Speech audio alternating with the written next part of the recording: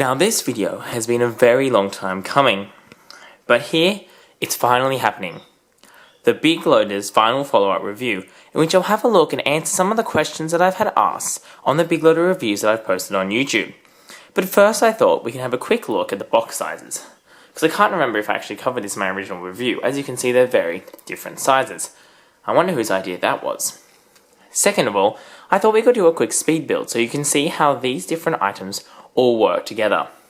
So without further ado, let's have a look and launch into the Big Loaders review part 4.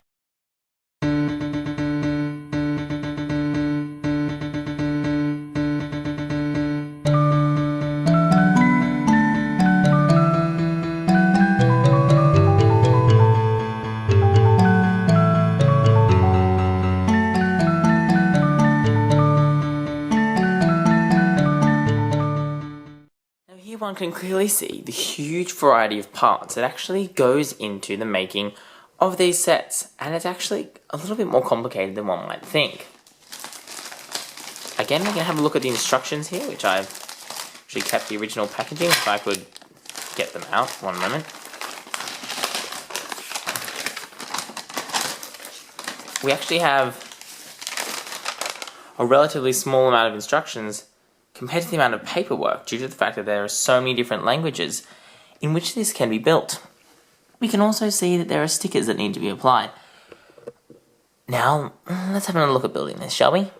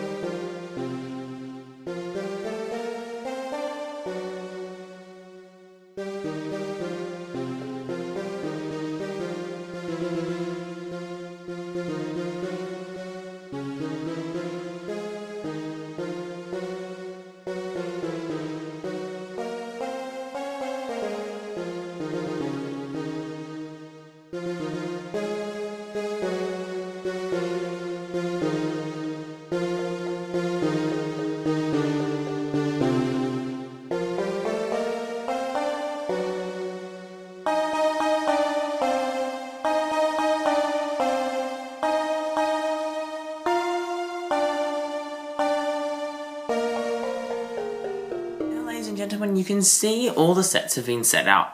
Now, the first question that I've had multiple times is, what happens if you start to mix around the locomotives and, get Terrence to run on the Big Loader layout?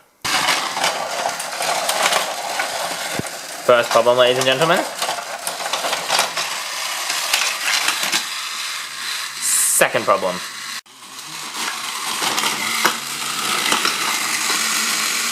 And there's another problem. Take two.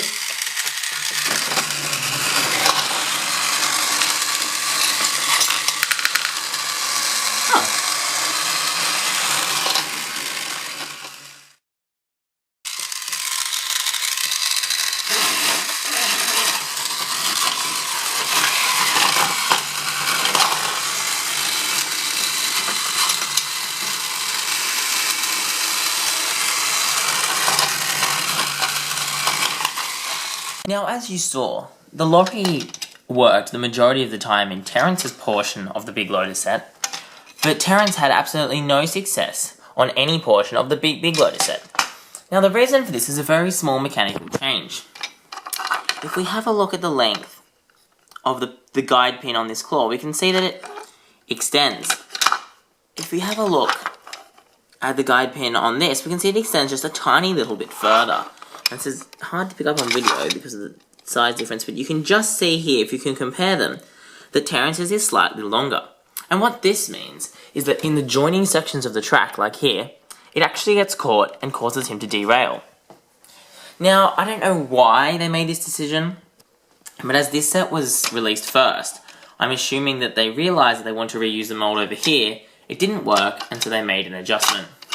So, for those DIYs out there, I would assume that you can probably file this away just at the same length as this one here, and you'd be able to get Terrence to work on the big loader set. However, I'm not sure how exactly that affects it on the big loader set over there, because although Lorry 1 seems to work reasonably well, his slight difference in design at the front means that sometimes he has difficulty, the motor has difficulty leaving him and going to Thomas, and vice versa. So, compatibility in this sense is not great, but it could be worse. What's even stranger is the Percys. The first question to ask is, how come on this set, Percy and Thomas are facing the same direction, whereas on this set they have to be facing opposite directions? And the reason for this is so. If we have a look at the motor units, we can see that they've got indented grooves on one side, which allow these portions of the engine to slide into to keep them secure. For some strange reason, for Percy, the big loader version requires Percy to be sitting with the arrow direction of travel facing backwards, meaning that the little knob which hooks onto Terrence and the lorry sits at the front of the locomotive. If we examine the Percy from the post office loader, we see that these have actually moved to the back of the train, meaning that when he's resting correctly on the wheels, the switch is at the front, just like Thomas. So at first glance, there is no difference between the arrangement of these, only noticing at the end that the motor wheel has changed. And then, of course, the other recognitions of the change that comes with that. So what this actually means is that one cannot simply purchase this loader here and this loader here, and if they damage their Percy unit, simply replace them, because they have actually been physically redesigned. Again, this is because of the nature of this not being advertised. Buying these on eBay as a mixed set could be very confusing and could leave many people disappointed. It also feels like a little bit of a cop-out, because I have a feeling if Tomy had tried a little bit harder, they could have figured out a way to reverse the situation, even if that re-involved giving Percy and Thomas a complete redesign so that Percy was here and Thomas was there.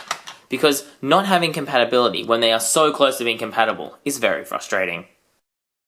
Now that we've had a look at what happens if you make an attempt to combine the different sets and have a bit of mixed play, and found out that this isn't actually very well possible with these sets, there's another thing that I've been asked about the big loaders, and that's to see which motor or unit of the three that I own is the fastest and the strongest.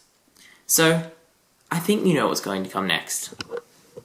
In the style of Sikorsky's Thomas reviews, we're going to have not only a tug-of-war, but also a speed test, to find out which big loader unit comes out on top. However, the results may not surprise you.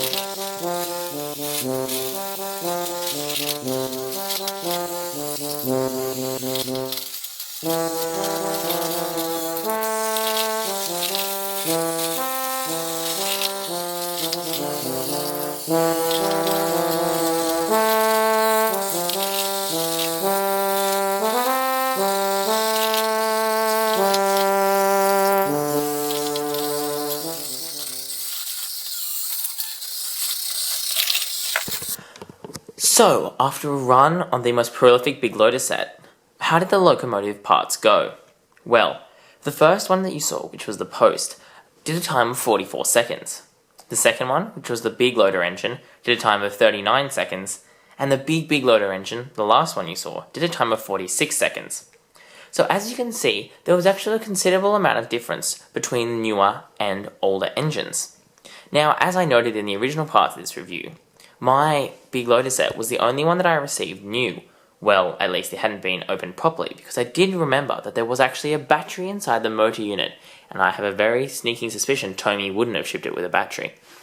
However, we can see that the newer model and motor is far stronger, and as I've noted in the other review, is a lot sturdier, despite the fact all of them having the same type of battery and it just being replaced. So, the problem with these sets, as I previously noted, is that it all hinges on this engine. And as you can see, even with the newest batteries, older engines are more likely to go slower than the newer engines, meaning that over time this set could eventually render itself unusable. But then again, we must consider that this is the same with most other battery-powered sets, such as the Trackmaster range. They're just easy to replace. So now on to the second part of my big loader motors test, and that is the tug of war.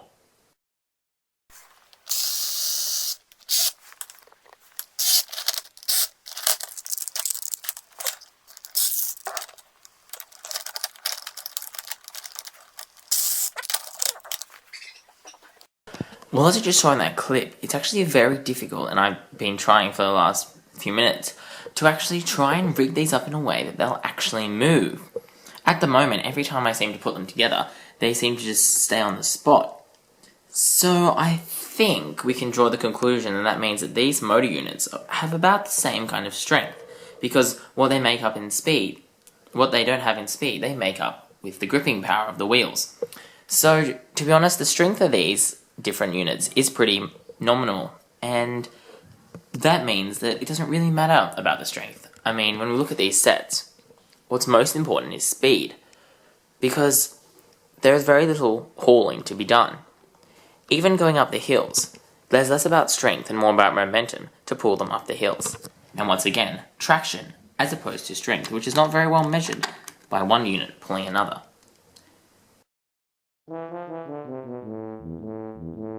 So as you can now see in the final part of this review, is that not only have we seen a speed build of the different sets, but we've also come to realise that the newer sets are the ones that travel the fastest, which is probably something that most of us expected. It also seems that these units seem pretty evenly matched, as I can't seem to find a way to rig them up without them just simply staying still where they are. And so on that note, ladies and gentlemen, I think this has come to the end of this video, and probably the last time we're going to see the big loaders on camera. There is just one last thing I'd like to point out though. If we come over to this set here, and we examine the Harold unit, which I have to remove, we can see, it's quite hard to see on the camera, but if we have a close look at the bottom, we can see that on this panel, the colour seems to change from yellow to white. Whoop, whoop. Come on, focus, you can do it. There we go. The colour seems to change from yellow to white, and this doesn't occur on any of the other sides. If we take a look at Harold, we can also see that if we look at him from this side, he seems slightly yellower. Now there's a very simple reason for this, and some of you have probably guessed what it is. Sun exposure. Now, a lot of people don't realise how damaging the sun can be to plastic toys, but it can actually have a huge effect. When I had these out last time, they were sitting in the sun, in the early morning sun, which is especially bright, and so as you can see, the white started to fade and become a yellow on a couple of sides of this toy, which is a bit sad, especially from a collector's point of view. And I've also noticed this happening with the boxes. I mean, if we have a look at this side of the box, we can see it's very brightly coloured. And we turn it over, and it's very faded. That, ladies and gentlemen, is from it sitting in the sun and getting the sun every morning. We can see the massive colour differences between this Percy here and this Percy here. So I think my final word from this message is, of course, apart from leaving any comments or questions you have in the comment section, and don't forget to like this video and subscribe to see more, but is that one, we all must make sure that all of our toys are kept out of the sun, if possible. Such things as angling blinds up is something that's really important, or pulling across these little semi-curtain thingies. I don't know what you call them, but they kind of stop the light from getting in too strong. And because that is one thing that I've come to realise, is that These are the kind of toys, especially collectible toys, that you want to last a really long time, and it can be very frustrating to have something like sun damage come along and wreck that. So on that note, ladies and gentlemen, thank you for watching, bye for now, and that's all we've got time for from TrainzXtreme.